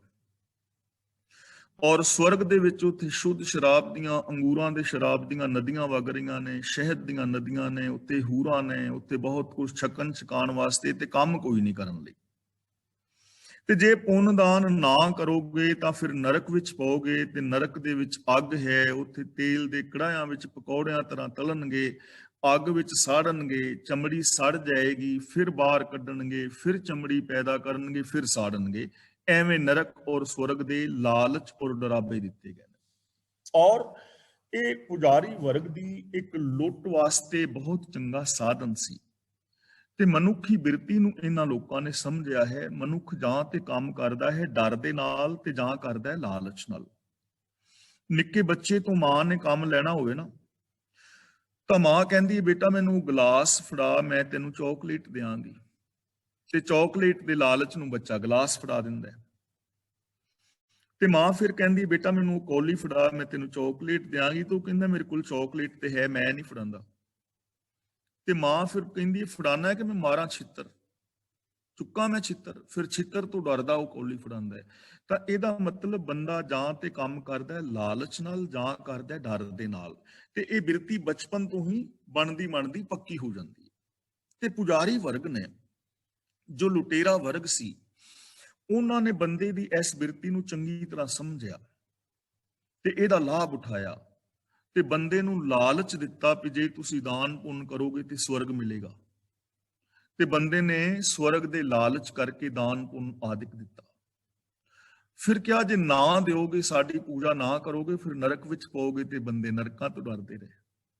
ਕਬੀਰ ਜੀ ਨੇ ਨਰਕ ਔਰ ਸਵਰਗ ਦਾ ਡਰ ਜ਼ਿੰਦਗੀ ਚੋਂ ਕੱਢ ਦਿੱਤਾ। ਕਹਿਣ ਲੱਗੇ, ਸੁਰਗ ਬਾਸ ਨਾ ਬਾਂਛੀਐ, ਡਰੀਏ ਨਾ ਨਰਕ ਨਿਵਾਸ, ਹੋਣਾ ਹੈ ਸੋ ਹੋਈ ਹੈ, ਮਨਹਿ ਨਾ ਕੀਜੈ ਆਸ। ਆਪਾਂ ਇਹ ਚੀਜ਼ਾਂ ਵਿਚਾਰ ਚੁੱਕੇ ਹਾਂ ਕਿ ਮਰਨ ਤੋਂ ਬਾਅਦ ਕੋਈ ਨਰਕ ਸਵਰਗ ਨਹੀਂ ਹੈ। ਇਹ ਜ਼ਿੰਦਗੀ ਵਿੱਚ ਹੀ ਨਰਕ ਔਰ ਸਵਰਗ ਹੈ। ਜੋ ਚੰਗੇ ਕੰਮ ਕਰਕੇ ਸੁਖੀ ਜ਼ਿੰਦਗੀ ਜੀਣੀ ਹੈ ਉਹ ਸਵਰਗ ਹੈ, ਤੇ ਮਾੜੇ ਕਰਮ ਕਰਕੇ ਦੁੱਖਾਂ ਵਾਲੀ ਜ਼ਿੰਦਗੀ ਜੀਣੀ ਹੀ ਨਰਕ ਹੈ। ਇਸ ਜੀਵਨ ਨੂੰ ਸਵਰਗ ਔਰ ਨਰਕ ਬਣਾਉਣਾ ਹੈ। ਤਾਂ ਕਬੀਰ ਜੀ ਕਹਿੰਦੇ ਨੇ, ਸਤਿਗੁਰ ਕੇ ਪ੍ਰਸਾਦ ਦਾ ਮਤਲਬ ਗੁਰੂ ਦੀ ਕਿਰਪਾ ਨਾਲ, ਗੁਰੂ ਦੇ ਗਿਆਨ ਸਦਕਾ, ਗੁਰੂ ਦੇ ਦੱਸੇ ਰਾਹ ਤੇ ਚੱਲ ਕੇ ਮੈਂ ਸਵਰਗ ਔਰ ਨਰਕ ਤੋਂ ਬਚ ਗਿਆ। ਨਾ ਤੇ ਮੈਨੂੰ ਮਰਨ ਤੋਂ ਬਾਅਦ ਨਰਕ ਵਿੱਚ ਪੈਣ ਦਾ ਡਰ ਹੈ, ਔਰ ਨਾ ਮੈਨੂੰ ਮਰਨ ਤੋਂ ਬਾਅਦ ਸਵਰਗ ਵਿੱਚ ਜਾਣ ਦਾ ਕੋਈ ਲਾਲਚ ਹੈ, ਕਿਉਂਕਿ ਹੈ ਹੀ ਨਹੀਂ ਤੇ ਡਰ ਔਰ ਲਾਲਚ ਕਾਹਦਾ। ਤਾਂ ਮੈਂ ਗੁਰੂ ਦੇ ਗਿਆਨ ਸਦਕਾ, ਗੁਰੂ ਦੀ ਕਿਰਪਾ ਸਦਕਾ, ਗੁਰੂ ਦੇ ਦੱਸੇ ਰਾਹ ਤੇ ਚੱਲ ਕੇ, ਗੁਰੂ ਦੇ ਬਚਨਾਂ ਤੇ ਅਮਲ ਕਰਕੇ ਨਰਕ ਔਰ ਸਵਰਗ ਦੇ ਝਮੇਲੇ ਤੋਂ ਬਚ ਗਿਆ ਹਾਂ। ਚਰਨ ਕਮਲ ਕੀ ਮੌਜ ਮਹਿ, ਮੌਜ ਦਾ ਮਤਲਬ ਹੁਲਾਰਾ, ਆਨੰਦ।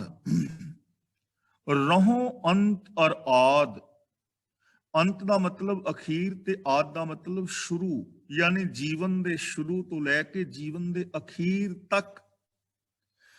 ਚਰਨ ਕਮਲ ਦਾ ਮਤਲਬ ਜੋ ਰੱਬੀ ਗੁਣ ਨੇ, ਰੱਬੀ ਰਜਾ ਹੈ, ਮੈਂ ਉਸ ਰੱਬੀ ਗੁਣਾਂ ਦੀ ਮੌਜ ਦੇ ਅੰਦਰ ਜੀਵਨ ਦੇ ਆਦ ਤੋਂ ਲੈ ਕੇ ਅੰਤ ਤੱਕ ਆਨੰਦ ਵਿੱਚ ਜ਼ਿੰਦਗੀ ਬਿਤਾ ਰਿਹਾ। ਨਾ ਮੈਨੂੰ ਨਰਕ ਦੀ ਲੋੜ ਹੈ, ਨਾ ਮੈਨੂੰ ਸਵਰਗ ਦੀ ਲੋੜ ਹੈ। ਨਰਕਾਂ ਵਿੱਚ ਜਾਣ ਦਾ ਮੈਨੂੰ ਡਰ ਨਹੀਂ, ਸਵਰਗਾਂ ਵਿੱਚ ਜਾਣ ਦਾ ਮੈਨੂੰ ਲਾਲਚ ਨਹੀਂ। ਮੈਂ ਇਸ ਨਰਕ ਔਰ ਸਵਰਗ ਦੇ ਝਮੇਲੇ ਤੋਂ ਬਚ ਗਿਆ। ਅੱਗੇ ਅਸੀਂ ਚੱਲ ਕੇ ਪੜਾਂਗੇ ਵੀ ਇਹ ਚੀਜ਼। ਕਵਨ ਨਰਕ ਕਿਆ ਸੁਰਗ ਵਿਚਾਰਾ, ਸੰਤਨ ਦੂ ਰਾਦੇ, ਹਮ ਕਾਹੂ ਕੀ ਕਾਨ ਨਾ ਕੱਢਤੇ, ਆਪਣੇ ਗੁਰ ਪ੍ਰਸਾਦੇ। ਇਹ ਨਰਕ ਔਰ ਸਵਰਗ ਦੀ ਵਿਚਾਰਧਾਰਾ ਨੂੰ ਬਿਲਕੁਲ ਰੱਦ ਕੀਤਾ ਗਿਆ ਹੈ। ਤਾਂ ਦੇਖੋ ਕਿੰਨਾ ਸੌਖਾ ਸਾਧਨ ਕਿ ਗੁਰੂ ਦੇ ਗਿਆਨ ਮੁਤਾਬਕ ਜ਼ਿੰਦਗੀ ਜੀ ਕੇ ਰੱਬੀ ਗੁਣਾਂ ਦੀ ਮੌਜ ਵਿੱਚ ਆਦ ਤੋਂ ਜੀਵਨ ਦੇ ਸ਼ੁਰੂ ਤੋਂ ਲੈ ਕੇ ਜੀਵਨ ਦੇ ਅੰਤ ਤੱਕ ਆਨੰਦਮਈ ਜ਼ਿੰਦਗੀ ਜੀਵੀ ਜਾ ਸਕਦੀ ਹੈ। ਨਰਕਾਂ ਸਵਰਗਾਂ ਦੇ ਝਮੇਲਿਆਂ ਤੋਂ ਬਚਿਆ ਜਾ ਸਕਦਾ ਹੈ, ਔਰ ਆਪਣੇ ਇਸ ਜੀਵਨ ਨੂੰ, ਇਸ ਸਮਾਜ ਨੂੰ, ਇਸ ਸੰਸਾਰ ਨੂੰ ਸਵਰਗ ਬਣਾਇਆ ਜਾ ਸਕਦਾ ਹੈ। ਇਸ ਲਈ ਮਰਨ ਤੋਂ ਬਾਅਦ ਵਾਲੇ ਨਰਕਾਂ ਸਵਰਗਾਂ ਨੂੰ ਛੱਡ ਕੇ ਅਸੀਂ ਗੁਰੂ ਗਿਆਨ ਮੁਤਾਬਕ ਜ਼ਿੰਦਗੀ ਜੀ ਕੇ ਆਪਣੇ ਇਸ ਜੀਵਨ ਔਰ ਸਮਾਜ ਨੂੰ ਸਵਰਗ ਬਣਾਉਣ ਦਾ ਯਤਨ ਕਰਨਾ ਹੈ। ਅਗਲਾ ਬਚਨ ਕਰਦੇ ਨੇ, ਕਬੀਰ ਚਰਨ ਕਮਲ ਕੀ ਮੌਜ ਕੋ ਕਹਿ ਕੈਸੇ ਉਨਮਾਨ, ਕਹਿਬੇ ਕੋ ਸ਼ੋਭਾ ਨਹੀਂ ਦੇਖਾ ਹੀ ਪਰਵਾਨ। ਉਨਮਾਨ ਦਾ ਮਤਲਬ ਹੈਗਾ ਅਨੁਮਾਨ, ਕੀਮਤ। ਮੌਜ ਦਾ ਮਤਲਬ ਲਹਿਰ, ਹੁਲਾਰੇ ਦਾ ਆਨੰਦ। ਜਿਹੜਾ ਗੁਣਾਂ ਵਾਲੀ ਜ਼ਿੰਦਗੀ ਜਿਵੇਂ ਆਨੰਦ ਬਣਦਾ ਹੈ ਨਾ, ਉਹਦੀ ਗੱਲ ਕਰ ਰਹੇ ਨੇ। ਚਰਨ ਕਮਲ ਦਾ ਮਤਲਬ ਰੱਬੀ ਗੁਣਾਂ ਦੀ ਜਿਹੜੀ ਮੌਜ ਹੈ ਨਾ, ਰੱਬੀ ਗੁਣਾਂ ਦੇ ਵਿੱਚ ਜ਼ਿੰਦਗੀ ਜੀਣੀ ਹੈ। ਕਬੀਰ ਜੀ ਕਹਿੰਦੇ ਨੇ, ਜੋ ਪ੍ਰਭੂ ਦੇ ਚਰਨਾਂ ਵਿੱਚ ਟਿਕੇ ਰਹਿਣ ਦੇ ਹੁਲਾਰੇ ਦਾ ਅੰਦਾਜ਼ਾ ਕਿਵੇਂ ਲਾਈਏ। ਜੋ ਰੱਬੀ ਗੁਣਾਂ ਦੇ ਅਨੁਸਾਰ ਜ਼ਿੰਦਗੀ ਜੀਣੀ ਹੈ ਨਾ, ਉਹਦੇ ਸੁੱਖ ਦਾ ਅੰਦਾਜ਼ਾ ਕਿਵੇਂ ਲਾਇਆ ਜਾ ਸਕਦਾ ਹੈ? ਅੰਦਾਜ਼ਾ ਨਹੀਂ ਲਗਾਇਆ ਜਾ ਸਕਦਾ। ਇਹ ਚੀਜ਼ ਨੂੰ ਥੋੜਾ ਜਿਹਾ ਸਮਝ ਲਓ। ਮੰਨ ਲਓ ਕਿਸੇ ਆਦਮੀ ਦੇ ਸਾਹਮਣੇ ਸਬਜ਼ੀ ਭਾਜੀ ਬਣਾਈ ਗਈ ਹੈ, ਤੁਹਾਡੇ ਸਾਹਮਣੇ ਰਸਗੁੱਲੇ, ਗੁਲਾਬ ਜਾਮਨ, ਸਮੋਸੇ, ਪਕੌੜੇ, ਪੀਜ਼ਾ, 버ਗਰ ਸਾਰਾ ਕੁਝ ਪਿਆ ਹੈ, ਤੇ ਜੇ ਪੁੱਛਿਆ ਜਾਏ ਵੀ ਇਹ ਸਬਜ਼ੀ ਭਾਜੀ ਦਾ ਸਵਾਦ ਕੈਸਾ ਹੈ, ਤਾਂ ਕੀ ਦੱਸ ਸਕਦੇ ਹੋ? ਨਹੀਂ ਦੱਸ ਸਕਦੇ। ਹੋ ਸਕਦਾ ਹੈ ਕਿ ਜਿਹੜੀ ਸਬਜ਼ੀ ਪਈ ਉਹਦੇ ਵਿੱਚ ਨਮਕ ਕਿਸ ਨੇ ਪਾਇਆ ਹੀ ਨਾ ਹੋਵੇ, ਰੰਗ ਬੜਾ ਸੋਹਣਾ ਦਿਸਦਾ ਹੋਵੇ ਪਰ ਨਮਕ ਹੀ ਨਾ ਪਾਇਆ ਹੋਵੇ, ਭੁੱਲ ਗਿਆ ਹੋਵੇ ਅਗਲਾ। ਵੇਖ ਕੇ ਅੰਦਾਜ਼ਾ ਨਹੀਂ ਨਾ ਲਾਇਆ ਜਾ ਸਕਦਾ। ਉਹਦਾ ਸਹੀ ਟੇਸਟ ਦੱਸਿਆ ਜਾ ਸਕਦਾ ਹੈ ਚੱਖ ਕੇ ਦੱਸਿਆ ਜਾ ਸਕਦਾ ਹੈ, ਚੱਖਣ ਤੋਂ ਬਿਨਾਂ ਨਹੀਂ। ਅਲੌਤੀ ਕਾ ਜੈਸੇ ਭਇਆ ਬਰੇਡਾ ਜਿਨ ਪੀਆ ਤਿਨ ਜਾਣਿਆ। ਮਿਸ਼ਰੀ ਦਾ ਸ਼ਰਬਤ ਬਣਿਆ ਹੋਵੇ, ਟੱਬ ਭਰੇ ਹੋਣ, ਪਰ ਸਵਾਦ ਤੇ ਉਹ ਹੀ ਮਾਣੇਗਾ ਨਾ ਜਿਹੜਾ ਉਹਨੂੰ ਚੱਖੇਗਾ। ਚੱਖਣ ਤੋਂ ਬਿਨਾਂ ਤੇ ਉਹਦਾ ਮਿੱਠਾ ਨਹੀਂ ਨਾ ਹੋਣਾ। ਤਾਂ ਇਸੇ ਤਰ੍ਹਾਂ ਜੋ ਗੁਣਾਂ ਵਾਲੀ ਜ਼ਿੰਦਗੀ ਹੈ ਨਾ, ਸਤ, ਸੰਤੋਖ, ਦਇਆ, ਧਰਮ ਵਾਲੀ ਜੋ ਜ਼ਿੰਦਗੀ ਜੀਣੀ ਹੈ, ਉਹ ਜ਼ਿੰਦਗੀ ਜੀਣ ਦਾ ਜੋ ਆਨੰਦ ਹੈ, ਉਹਦਾ ਅੰਦਾਜ਼ਾ ਨਹੀਂ ਲਾਇਆ ਜਾ ਸਕਦਾ ਕਿ ਇਹੋ ਜਿਹਾ ਆਨੰਦ ਹੋਏਗਾ। ਕਬੀਰ ਜੀ ਕਹਿੰਦੇ ਨੇ, ਕਹਿਬੇ ਕੋ ਸ਼ੋਭਾ ਨਹੀਂ, ਬਿਆਨ ਕਰਨਾ ਫੱਬਦਾ ਨਹੀਂ ਕਿ ਉਹ ਕੈਸਾ ਹੁਲਾਰਾ ਹੈ, ਕਿਉਂਕਿ ਮਾਣਿਆ ਹੀ ਨਹੀਂ। ਦੇਖਾ ਹੀ ਪ੍ਰਵਾਨ ਦਾ ਮਤਲਬ ਕਿ ਇਹ ਤਾਂ ਹੁਲਾਰਾ ਲਿਆ ਹੀ ਤਸੱਲੀ ਹੋ ਸਕਦੀ ਹੈ। ਦੇਖਾ ਦਾ ਮਤਲਬ ਪਰਖ ਕੇ, ਅਪਣਾ ਕੇ। ਹੁਣ ਦੇਖੋ, ਸੱਚ ਹੈ, ਪ੍ਰੇਮ ਹੈ। ਅਸੀਂ ਹੁਣ ਜਿੰਨੇ ਵੀ ਵੀਰ ਭੈਣਾਂ ਕਲਾਸ ਵਿੱਚ ਬੈਠੇ ਹਾਂ, ਜੇ ਅਸੀਂ ਆਪਣੀ ਗੱਲ ਕਰਕੇ ਇਹ ਚੀਜ਼ ਨੂੰ ਸਮਝਣ ਦਾ ਯਤਨ ਕਰੀਏ ਕਿ ਅਸੀਂ ਇੱਕ ਦੂਜੇ ਨਾਲ ਸੱਚ ਬੋਲੀਏ ਔਰ ਪ੍ਰੇਮ ਵਾਲਾ ਵਰਤਾਵ ਕਰੀਏ, ਸੱਚੀ ਔਰ ਪ੍ਰੇਮ ਵਾਲੇ ਵਰਤਾਵ ਦਾ ਜਿਹੜਾ ਰਿਜ਼ਲਟ ਸੁੱਖ ਨਿਕਲੇਗਾ, ਉਹ ਤੇ ਤਾਂ ਹੀ ਪਤਾ ਲੱਗੇਗਾ ਨਾ ਜਦੋਂ ਅਸੀਂ ਪ੍ਰੇਮ ਦੇ ਨਾਲ ਰਹਾਂਗੇ ਔਰ ਸੱਚਾ ਵਿਹਾਰ ਕਰਾਂਗੇ। ਕਿ ਸੱਚੇ ਵਿਹਾਰ ਦਾ ਔਰ ਪ੍ਰੇਮ ਦਾ ਸੁੱਖ ਕੀ ਹੁੰਦਾ ਹੈ, ਇਹ ਤਾਂ ਪ੍ਰੇਮ ਕਰਕੇ ਹੀ ਪਤਾ ਲੱਗ ਸਕਦਾ ਹੈ। ਤੇ ਜੇ ਅਸੀਂ ਇੱਕ ਦੂਜੇ ਦੀਆਂ ਜੜ੍ਹਾਂ ਵੱਢੀਏ, ਇੱਕ ਦੂਜੇ ਨਾਲ ਖਰਵਾ ਬੋਲੀਏ, ਝੂਠ ਬੋਲੀਏ, ਤਾਂ ਉਹਦੇ ਨਾਲ ਸਾਨੂੰ ਪ੍ਰੇਮ ਦਾ ਔਰ ਸੱਚ ਦਾ ਆਨੰਦ ਨਹੀਂ ਆ ਸਕਦਾ।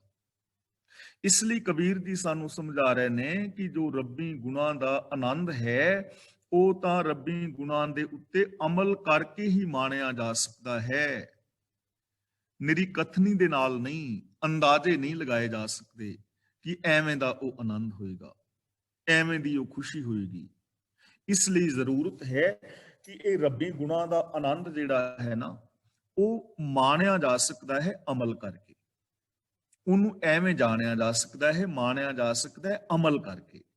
ਤਾਂ ਇੱਥੇ ਸਾਨੂੰ ਜੋ ਪ੍ਰੇਰਨਾ ਦਿੱਤੀ ਜਾ ਰਹੀ ਹੈ ਕਿ ਭਾਈ ਗੱਲੀ ਬਾਤ ਨਹੀਂ, ਕੁਛ ਨਹੀਂ ਹੋਣਾ, ਕਹਿਣ ਦੇ ਨਾਲ ਕੁਛ ਨਹੀਂ ਹੋਣਾ। ਦੇਖਾ ਹੀ ਪ੍ਰਵਾਨ ਦਾ ਮਤਲਬ ਇਹਨੂੰ ਜਦੋਂ ਅਜਮਾਓਗੇ, ਇਹਨਾਂ ਗੁਣਾਂ ਦੇ ਉੱਤੇ ਅਮਲ ਕਰੋਗੇ, ਜਦੋਂ ਉਹ ਸੁੱਖ ਮਿਲੇਗਾ ਫਿਰ ਪਤਾ ਲੱਗੇਗਾ ਵੀ ਇਹ ਸੁੱਖ ਹੈ। ਇਸ ਲਈ ਅਸੀਂ ਸਾਰੇ ਵੀਰਾਂ ਭੈਣਾਂ ਨੇ ਰੱਬੀ ਗੁਣਾਂ ਨੂੰ ਆਪਣੀ ਜ਼ਿੰਦਗੀ ਵਿੱਚ ਇੰਪਲੀਮੈਂਟ ਕਰਨਾ ਹੈ ਔਰ ਅਮਲ ਕਰਨਾ ਹੈ, ਤੇ ਉਸ ਸੁੱਖ ਨੂੰ ਅਸਾਂ ਮੰਨਣਾ ਹੈ। ਤੇ ਫਿਰ ਅਸੀਂ ਦੂਜੇ ਨੂੰ ਵੀ ਦੱਸ ਸਕਾਂਗੇ ਕਿ ਪਿਆਰਿਆ, ਸੱਚੀ ਜ਼ਿੰਦਗੀ ਜੀਣ ਦਾ ਇਹ ਮਜ਼ਾ ਹੈ। ਅਗਲਾ ਬਚਨ ਭਗਤ ਕਬੀਰ ਜੀ ਕਰਦੇ ਨੇ, ਕਬੀਰ ਦੇਖ ਕੇ ਕਹੇ ਕਹੋਂ, ਕਹੇ ਨਾ ਕੋ ਪਤਿਆਏ, ਹਰ ਜੈਸਾ ਤੈਸਾ ਉਹੀ, ਰਹੋ ਹਰਖ ਗੁਣ ਗਾਏ। ਇੱਕ ਤਾਂ ਕਹੋ ਨਹੀਂ ਪੜਨਾ, ਇਹਨੂੰ ਪੜਨਾ ਹੈ ਕਹੋਂ। ਕਹੋਂ ਦਾ ਮਤਲਬ ਮੈਂ ਆਖਾਂ, ਤੇ ਦੂਜਾ ਹੈ ਰਹੋ, ਰਹੋ ਨਹੀਂ ਰਹੋ। ਕਬੀਰ ਦੇਖ ਕੇ ਕਹੇ ਕਹੋਂ, ਕਹੇ ਦਾ ਮਤਲਬ ਕੀ? ਕਹੋਂ ਦਾ ਮਤਲਬ ਮੈਂ ਆਖਾਂ। ਪਤਿਆਏ ਦਾ ਮਤਲਬ ਪਤੀਜਣਾ, ਤਸੱਲੀ ਹੋਣੀ, ਆਨੰਦ ਆਉਣਾ। ਕਬੀਰ ਜੀ ਕਹਿੰਦੇ ਨੇ ਕਿ ਪ੍ਰਭੂ ਦਾ ਦੀਦਾਰ ਕਰਕੇ ਜਾਂ ਸ਼ੁਭ ਗੁਣਾਂ ਵਾਲੀ ਜ਼ਿੰਦਗੀ ਜੀ ਕੇ ਮੈਂ ਦੱਸ ਵੀ ਕੁਛ ਨਹੀਂ ਸਕਦਾ। ਤੇ ਦੱਸਿਆ ਕਿਸੇ ਨੂੰ ਤਸੱਲੀ ਵੀ ਨਹੀਂ ਹੋ ਸਕਦੀ, ਕਿਉਂਕਿ ਇਹੋ ਜਿਹਾ ਕੋਈ ਦੁਨੀਆ ਦੀ ਚੀਜ਼ ਹੈ ਨਹੀਂ ਕਿ ਜਿਹਦੇ ਬਾਰੇ ਦੱਸਿਆ ਜਾ ਸਕੇ ਕਿ ਇਹਨਾਂ ਗੁਣਾਂ ਦਾ ਸਵਾਦ ਐਵੇਂ ਦਾ ਹੈ। ਹੁਣ ਸੱਚ ਦਾ ਜਿਹੜਾ ਰਸ ਹੈ ਉਹ ਤੇ ਸੱਚ ਨੂੰ ਅਪਣਾ ਕੇ ਆ ਸਕਦਾ ਹੈ ਨਾ। ਸੱਚ ਦੇ ਰਸ ਬਾਰੇ ਮੈਂ ਹੁਣ ਕੀ ਦੱਸਾਂ ਵੀ ਉਹ ਕੜਾਹ ਪ੍ਰਸ਼ਾਦ ਵਰਗਾ ਹੈ, ਜਾਂ ਖੀਰ ਵਰਗਾ ਹੈ, ਜਾਂ ਉਹ ਪੀਜੇ ਵਰਗਾ ਹੈ, ਜਾਂ ਉਹ 버ਗਰ ਵਰਗਾ ਹੈ, ਕਿਉਂਕਿ ਦੁਨੀਆ ਵਿੱਚ ਕੋਈ ਚੀਜ਼ ਹੈ ਨਹੀਂ ਨਾ ਜਿਹਦਾ ਮੈਂ ਮਿਸਾਲ ਦੇ ਸਕਾਂ। ਪ੍ਰੇਮ ਹੈ, ਪ੍ਰੇਮ ਦੇ ਨਾਲ ਜ਼ਿੰਦਗੀ ਜੀਵਿਆ ਮੈਂ ਆਪਣੇ ਪਰਿਵਾਰ ਨਾਲ, ਸੰਸਾਰ ਨਾਲ, ਸੱਜਣਾ ਮਿੱਤਰਾਂ ਨਾਲ ਜੋ ਪਿਆਰ ਕਰਦਾ, ਤੇ ਉਸ ਪਿਆਰ ਦਾ ਜਿਹੜਾ ਸੁੱਖ ਪੈਦਾ ਹੁੰਦਾ ਹੈ, ਆਨੰਦ ਆਉਂਦਾ ਹੈ ਪਿਆਰ ਦੇ ਵਿੱਚੋਂ, ਉਹ ਮੈਂ ਇਹ ਨਹੀਂ ਨਾ ਕਹਿ ਸਕਦਾ ਵੀ ਗੋਭੀ ਦੀ ਸਬਜ਼ੀ ਵਰਗਾ ਹੈ ਪਿਆਰ ਦਾ ਰਸ, ਕਿਆ ਨਹੀਂ ਨਾ ਜਾ ਸਕਦਾ। ਮੈਂ ਜੇ ਉਹਨੂੰ ਮਾਣਾ ਵੀ ਤਾਂ ਮੈਂ ਉਹਨੂੰ ਕਹਿ ਨਹੀਂ ਸਕਾਂਗਾ, ਤੇ ਜੇ ਮੈਂ ਕਹਾਂਗਾ ਤੇ ਕਹਿ ਨਾ ਕੋ ਪਤਿਆਏ, ਕਿਸੇ ਨੇ ਪਤੀਜਣਾ ਵੀ ਨਹੀਂ। ਔਰ ਵਾਸਤਵ ਦੇ ਵਿੱਚ ਲੋਕ ਪਤੀਜਦੇ ਵੀ ਨਹੀਂ, ਵਿਸ਼ਵਾਸ ਕਰਦੇ ਵੀ ਨਹੀਂ। ਹੁਣ ਤੁਸੀਂ ਜਿੰਨਾ ਮਰਜ਼ੀ ਕਹੀ ਜਾਓ ਕਿ ਸੱਚੀ ਜ਼ਿੰਦਗੀ ਜੀਵਿਆਂ ਐਨੀ ਖੁਸ਼ੀ ਮਿਲਦੀ ਹੈ, ਪਰ ਜਿਹੜੇ ਕਰਮਕਾਂਡੀ ਲੋਕ ਨੇ, ਜਿਨ੍ਹਾਂ ਨੇ ਤੀਰਥਾਂ ਤੇ ਹੀ ਜਾਣਾ ਹੈ, ਵਰਤ ਹੀ ਰੱਖਣੇ ਨੇ, ਨਰਾਤੇ ਹੀ ਕਰਨੇ ਨੇ, ਸਰਾਧ ਹੀ ਕਰਨੇ ਨੇ, ਕਬਰਾਂ ਮੜੀਆਂ ਹੀ ਪੂਜਣੀਆਂ ਨੇ, ਉਹਨਾਂ ਨੇ ਮੰਨਣਾ ਥੋੜੀ ਹੈ। ਉਹਨਾਂ ਨੂੰ ਖੁਸ਼ੀ ਤੇ ਕਰਮਕਾਂਡ ਕੀਤਿਆਂ ਹੋਣੀ ਹੈ। ਤਾਂ ਕਬੀਰ ਜੀ ਕਹਿੰਦੇ ਨੇ, ਹਰ ਜੈਸਾ ਤੈਸਾ ਉਹੀ ਰਹੋ ਹਰਖ ਗੁਣ ਗਾਏ। ਹਰ ਜੈਸਾ ਤੈਸਾ ਉਹੀ ਦਾ ਮਤਲਬ ਰੱਬ ਆਪਣੇ ਵਰਗਾ ਆਪ ਹੀ ਹੈ। ਅਸੀਂ ਇਹ ਨਹੀਂ ਕਹਿ ਸਕਦੇ ਕਿ ਰੱਬ ਇਸ ਬੰਦੇ ਵਰਗਾ ਹੈ, ਰੱਬ ਉਹਦੇ ਵਰਗਾ ਹੈ। ਇਹ ਜਿਹੜਾ ਪੂਰਾ ਦਿਸਦਾ ਜਗਤ ਹੈ, ਇਹ ਉਸ ਪ੍ਰਭੂ ਦਾ ਹੀ ਰੂਪ ਹੈ। ਉਹਨੂੰ ਬਿਆਨ ਨਹੀਂ ਕੀਤਾ ਜਾ ਸਕਦਾ। ਉਹ ਅਨੰਤ ਹੈ, ਰੂਪ ਨਾ ਰੇਖ ਨਾ ਰੰਗ ਕਿਛ, ਤ੍ਰਿਹ ਗੁਣ ਤੇ ਪ੍ਰਭ ਭਿੰਨ, ਨਿਰਗੁਣ ਸਰਗੁਣ ਆਪ ਹੀ ਆਪ ਹੈ।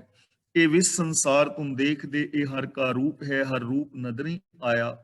ਤਾਂ ਉਹਦਾ ਅੰਤ ਨਹੀਂ ਅਸੀਂ ਪਾ ਸਕਦੇ। ਰਹੋ ਹਰਖ ਗੁਣ ਗਾਏ ਦਾ ਮਤਲਬ ਹੈ, ਰਹੋ ਦਾ ਮਤਲਬ ਮੈਂ ਟਿਕਿਆ ਰਹਾ, ਹਰਖ ਦਾ ਮਤਲਬ ਖੁਸ਼ੀ ਵਿੱਚ, ਕਿ ਮੈਂ ਤਾਂ ਉਸ ਪ੍ਰਭੂ ਦੇ ਗੁਣ ਗਾ ਕੇ ਖੁਸ਼ੀ ਦੇ ਅੰਦਰ ਹਮੇਸ਼ਾ ਟਿਕਿਆ ਹੋਇਆ।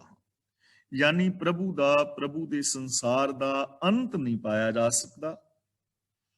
ਔਰ ਜੇ ਤੁਸੀਂ ਕੁਝ ਕਹੋਗੇ ਵੀ ਕਿ ਸ਼ੁਭ ਗੁਣਾਂ ਦਾ ਆਨੰਦ ਐਵੇਂ ਹੈ, ਤੇ ਹੋ ਸਕਦਾ ਹੈ ਲੋਕ ਨਾ ਪਤੀਜਣ, ਵਿਸ਼ਵਾਸ ਕਰਨ ਹੀ ਨਾ। ਤਾਂ ਕਬੀਰ ਜੀ ਕਹਿੰਦੇ ਨੇ, ਕੋਈ ਵਿਸ਼ਵਾਸ ਕਰੇ ਨਾ ਕਰੇ ਇਹਦੇ ਨਾਲ ਕੋਈ ਲੈਣਾ ਦੇਣਾ ਨਹੀਂ ਹੈ। ਮੈਂ ਤਾਂ ਰੱਬੀ ਗੁਣਾਂ ਨੂੰ ਗਾ ਕੇ ਹਮੇਸ਼ਾ ਹੀ ਖੁਸ਼ ਹਾਂ, ਹਮੇਸ਼ਾ ਹੀ ਪ੍ਰਸੰਨ ਹਾਂ। ਹਰਖ ਦੇ ਖੱਖੇ ਨਾਲ ਸਿਹਾਰੀ ਹੈ, ਹਰਖ ਵਿੱਚ, ਖੁਸ਼ੀ ਵਿੱਚ, ਮੈਂ ਹਮੇਸ਼ਾ ਹੀ ਆਨੰਦ ਵਿੱਚ ਹਾਂ। ਤਾਂ ਸ਼ਲੋਕ ਦਾ ਭਾਵ ਇਹ ਹੈ ਕਿ ਜਦੋਂ ਅਸੀਂ ਪ੍ਰਭੂ ਦੇ ਗੁਣਾਂ ਦੇ ਨਾਲ ਜੁੜਾਂਗੇ, ਰੱਬੀ ਰਜ਼ਾ ਵਿੱਚ ਤੁਰਾਂਗੇ, ਗੁਣਾਂ ਦੇ ਅੰਦਰ ਆਪਣੀ ਸੁਰਤ ਨੂੰ ਲੀਨ ਕਰ ਲਵਾਂਗੇ, ਤਾਂ ਫਿਰ ਸਾਡੀ ਜ਼ਿੰਦਗੀ ਦੇ ਅੰਦਰ ਖੁਸ਼ੀਆਂ, ਖੇੜੇ, ਆਨੰਦ ਔਰ ਪ੍ਰਸੰਨਤਾ ਪੈਦਾ ਹੋ ਜਾਣਗੀਆਂ। ਇਸ ਲਈ ਜੇ ਅਸੀਂ ਚਾਹੁੰਦੇ ਹਾਂ ਸਾਡੇ ਜੀਵਨ ਵਿੱਚ, ਸਾਡੇ ਪਰਿਵਾਰ ਵਿੱਚ, ਸਮਾਜ ਵਿੱਚ ਖੁਸ਼ੀਆਂ, ਖੇੜੇ ਆਉਣ, ਤਾਂ ਸਾਨੂੰ ਗੁਣਾਂ ਦੇ ਨਾਲ ਜੁੜਨਾ ਚਾਹੀਦਾ ਹੈ। ਕਬੀਰ ਚੁਗੈ ਚਿਤਾਰੈ ਪੀ ਚੁਗੈ, ਚੁਗ ਚੁਗ ਚਿਤਾਰੇ, ਜੈਸੇ ਬਚ ਰਹੇ ਕੂੰਜ ਮਨ, ਮਾਇਆ ਮਮਤਾਰੇ। ਹੁਣ ਕਬੀਰ ਚੁਗੈ ਚਿਤਾਰੈ, ਇੱਥੇ ਥੋੜਾ ਜਿਹਾ ਵਿਸ਼ਰਾਮ ਲਗਾਵਾਂਗੇ। ਪੀ ਚੁਗੈ, ਚੁਗੇ ਦਾ ਮਤਲਬ ਚੋਗਾ ਚੁਗਦੀ ਹੈ। ਚਿਤਾਰੇ ਦਾ ਮਤਲਬ ਆਪਣੇ ਬੱਚਿਆਂ ਨੂੰ ਚੇਤਾ ਕਰਦੀ ਹੈ। ਪੀ ਚੁਗੇ ਦਾ ਮਤਲਬ ਫਿਰ ਚੋਗਾ ਚੁਗਦੀ ਹੈ। ਚੁਗ ਚੁਗ ਚਿਤਾਰੇ ਦਾ ਮਤਲਬ ਚੁਗ ਚੁਗ ਕੇ ਬੱਚਿਆਂ ਦਾ ਚੇਤਾ ਫਿਰ ਕਰਦੀ ਹੈ, ਯਾਨੀ ਚੋਗਾ ਵੀ ਚੁਗਦੀ ਹੈ ਤੇ ਕੂੰਜ ਆਪਣੇ ਬੱਚਿਆਂ ਨੂੰ ਵੀ ਯਾਦ ਰੱਖਦੀ ਹੈ।